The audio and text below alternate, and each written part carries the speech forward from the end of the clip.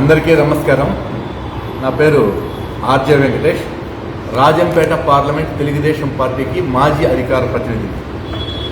ఇప్పుడు కొన్ని ముఖ్యమైన విషయాలు అధిష్టాన వర్గాన్ని దృష్టికి తీసుకురాదలిచి ఈరోజు నేను మాట్లాడే విషయం ఏమంటే, ఇంటింటికి తెలుగుదేశం పోవాలని చెప్పి ప్రజల్లో సమస్యలు తెలుసుకోవాలని, మనం చేసినటువంటి విషయాలు కరపత్రాలు తీసుకోవాలని చెప్తున్నారు.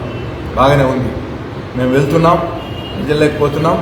పార్టీ అధికారంలోకి రాకముందు వచ్చిన తర్వాత కూడా మేము అనేక పార్టీ ఇచ్చిన కార్యక్రమాల్లో పాల్గొని ముందుకు పోతున్నాం. అయితే ప్రజల్లోకి వెళ్ళినప్పుడు క్షేత్రస్థాయిలో సమస్యలు ఉన్నాయి. ఈ సమస్యలు ఖచ్చితంగా తీర్చాల్సినటువంటివి. ముఖ్యంగా 2014-2019 మధ్యలో పేద ప్రజలకి హౌసింగ్ స్కీమ్ తెలుగుదేశం ప్రభుత్వం మంజూరు చేయడం జరిగింది. అప్పట్లో మంజూరు చేసి కొంతమందికి ₹1 వేసి ఇల్లు శాంక్షన్ అయిందన్నారు. మరికొంతమందికి బేస్మెంట్లు కట్టుకున్నారు, మరికొంతమంది రూఫ్ లెవెల్కి తీసుకొచ్చారు, కొంతమంది పూర్తిగా కూడా చేసుకున్నారు. కొంతమందికి బిల్లులు 10,000 అయినాయి, కొంతమందికి సిమెంట్ ఇచ్చారు. ఇట్లాంటి వాళ్ళు చాలామంది ఉన్నారు ప్రతి గ్రామంలోనూ. మరి వాళ్ళకి దాదాపు 10-12 సంవత్సరాలైనా ఇంతవరకు బిల్లులు రాలేదు. గతంలో జగన్మోహన్ రెడ్డి ఏం చేశాడంటే, తెలుగుదేశం ప్రభుత్వంలో శాంక్షన్ అయినవి మనం ఇవ్వము అని చెప్పి పెండింగ్ పెట్టారు. ఆ విధంగా వాళ్ళు నష్టపోయారు. అప్పుడు ఇవ్వలేదు. ఈ 2 సంవత్సరాలు అవుతోంది, హౌసింగ్ ఊసే మనం ఎత్తలేదు. పైగా అర్హులైనటువంటి వ్యక్తులకి పింఛన్ ఇవ్వడంలో మనం వైఫల్యం చెందాం.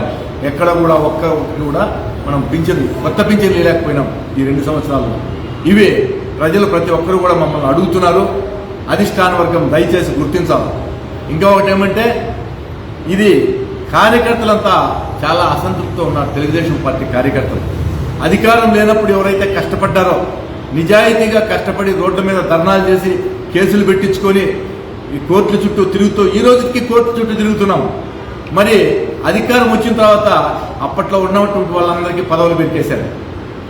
ఇప్పుడు కొత్త ముఖాలను కొత్త సెటప్ను వేసుకున్నారు. ఎవరైతే పార్టీ కోసం పనిచేశారో వాళ్ళకి నిజంగా నామినేటెడ్ పదవులు కష్టపడిన వాళ్ళకి రావడం లేదు. అడ్డదారిలో ఎమ్మెల్యేల వెనకంటి ఉండి ఎమ్మెల్యేలతో చేకూరుతా ఉంటే రికమెండేషన్ చేస్తారనే ఉద్దేశంతో క్రాష్లో ఎక్కువగా పదవులు తెచ్చుకుంటున్నారు. ఈ విధంగా ఎమ్మెల్యేల చుట్టూ ఒక క్వార్టర్ లాగా తయారైపోయారు. దాంతో సీనియర్లంతా పార్టీకి అంటీ ముట్టనట్టుగా కార్యక్రమాల్లో చురుగ్గా పాల్గొనడం లేదు. అందుకనే ఇంటింటి తెలుగుదేశం కొంత వెనకబడిందని కూడా నేను తెలియజేస్తూ ఉన్నాను. ఇంతేకాదు, నిన్న మదనపల్లిలో ఒక ఇష్యూ జరిగింది. మన ప్రధాన కార్యదర్శి ఎవరైతే ఉన్నారో పఠాన్ ఖాదర్ ఖాన్, ఆయన బెంగళూరు బస్టాండ్లో ఓ హోటల్ పెట్టుకున్నాడు. ఆ హోటల్ 10:30 తర్వాత ఓపెన్ చేసినాడు అనే ఉద్దేశంతో పోలీసులు అక్కడ హోటల్లో దూరి దౌర్జన్యం చేసి కొట్టడం జరిగింది అక్కడ ఉన్న పనిచేసేవాళ్ళు. దీన్ని తీవ్రంగా మేము ఖండిస్తూ ఉన్నాం. ఇదే వైసీపీ గవర్నమెంట్ ఉండి వైసీపీ వారి హోటల్ ఉంటే పోలీసులు అంత ధైర్యంగా వాళ్ళ హోటల్లో దూరే వాళ్ళ ఒకసారి ఆలోచన చేయాలి. పోలీసులు కూడా ఒక అరగంట ఆలస్యమైందంటే పోలీసులు కేసు రాయొచ్చు, లేదా ఫైన్ వేయచ్చు, చెప్పచ్చు. అంతేగాని చట్టాన్ని చేతుల్లోకి తీసుకుని దౌర్జన్యం చేసే అధికారం ఎవరికీ లేదు. మరి ఎందుకు ఈ విధంగా చేశారో ఆలోచించుకోవాల్సినటువంటి అవసరం ఉంది. ఇంకా ఇవన్నీ సెటరైట్ కావాలంటే అధిష్టాన వర్గం జోక్యం చేసుకోవాలి. ముఖ్యంగా మదనపల్లి, అన్నమయ్య జిల్లాలో మంత్రి మాకు మండిపల్లి రాంప్రసాద్ రెడ్డి గారు ఉన్నారు. 2 సంవత్సరాలు పైబడుతూ ఉంది. నియోజకవర్గాల్లో ఒక్క శిలాఫలకంలో అభివృద్ధి పలకంలో లేదు, ఆయన వేయలేదు. కార్యకర్తలకు అందుబాటులో ఉండి పనిచేసే పరిస్థితి లేకుండా ఉంది. మన బీసీ జనార్దన్ రెడ్డి గారు ఇన్ఛార్జి మంత్రిగా ఉన్నారు. ఆయన దగ్గరికి సమస్యలు తీసుకుని ఆయన కూడా పరిష్కరించే పరిస్థితులు లేకుండా ఉన్నారు. అప్పుడెప్పుడో గౌరవారి శ్రీనివాసులు మనకు చిత్తూరు జిల్లా, ఉమ్మడి చిత్తూరు జిల్లా అధ్యక్షుడిగా ఉన్నప్పుడు ఎవరైనా కార్యకర్త ఫోన్ చేస్తే వెంటనే తిరిగి స్పందించి పని జరుగుతుందో జరగదో ఆ కార్యకర్తకు భరోసా కల్పిస్తూ ఉండేవాడు. ఈరోజు కార్యకర్త ఫోన్ చేస్తే ఎవరు చెప్పుకోవాలో తెలియని పరిస్థితి, అయోమయంలో ఉన్నారు.